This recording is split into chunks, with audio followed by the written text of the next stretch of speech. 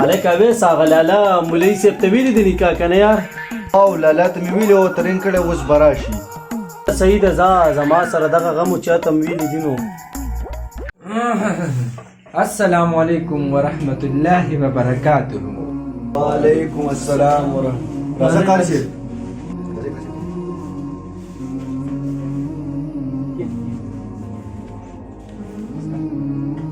د واده هغه زلمې راولئ که نه د واده زلمې چېرته دي؟ ورشه لکه منصور راولو د پاڼو د بالپین غم هم وکړه. نه نه کافي ماله ځان څخه خپله راوړې ده خو تاسو د واده هغه زلمې ماله راولئ. ورشه ورشه دا دې لاس نیولی مې بس راوس راځئ. السلام علیکم مولانا صاحب. وعلیکم سلام منصور حی. لکه مولانا صاحب همداسې کېنولې تکیه ورته کېږده وه که نه په خپله په کټ پاسه مولانا ته راځه پرېږده دې خوا نه نه به خیر دی نه نه راواوړه دې خوا خیر دی خیر دی ځای لکان دي ګناه ورته نشته کښېنه کښېنه. نحمده ونصلي على رسوله الكريم اما بعد فاعوذ بالله من الشیطان الرجیم بسم الله الرحمن الرحیم. رونو نکاح چې کومه ده دا یو ډېر ښه عمل دی او موږ له زموږ دین چې کوم دی دا اجازت راکوي په دې کې ثواب هم دی او سنت ژوندي کول دي. نو د دې مهر راته ووایې څونه مهر دی او د نکاح به شروع چې دا نکاح وتړو. صحیح ده؟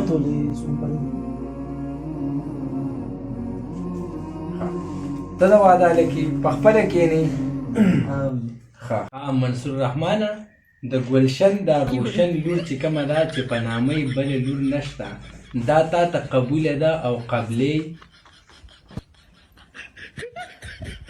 منصور رحمانه د ګلشن لور روشن چې په نامې بله لور نشته دا تا ته قبوله ده او قبلې. جواب ورکړه که نه؟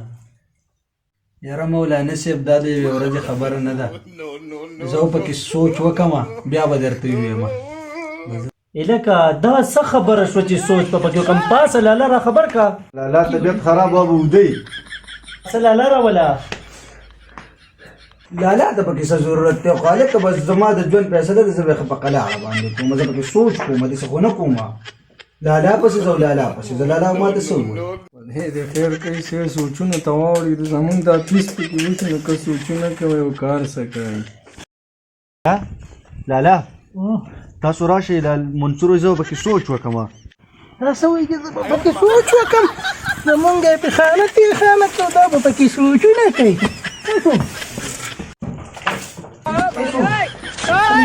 زه به پکې سوچونه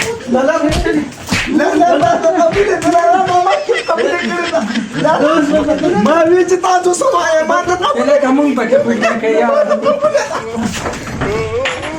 لالا بچې که لالا بچې که راځه لالا قبوله ده ورته زما نه طرفه ورته قبوله ویلي که ویلي که وشو حاجي صاحب ما زما پیسې پیسو سره ګورو قبوله شوه سړي او ستا سره پیسو غم دی کینې دوا وکړئ مولانا صاحب هغه موټیان راوړئ موټیان پرېږدوه خو چې مرګ جوړ ته پکې خبره نه وي دوا وکړئ. خدای پاکه ته ولې په دې رشته کې خیر او برکت واچي. امین. خدای پاکه ته د قیامت دپاره د دواړو کورونو دپاره د خیر او د خوشحالو ذریعه وګرځي. امین. خدای پاکه چې په دې محفل کې چا ودونه نه دي کړي خدای پاکه ته ورله د واده توفیق ورکړي او خدای پاکه ته راتلونکي ژوندګي چې کومه ده خدای پاکه ټولې د خوشحالو نه ډکه کړي. بس مبارک شي مبارک شي مبارک شي.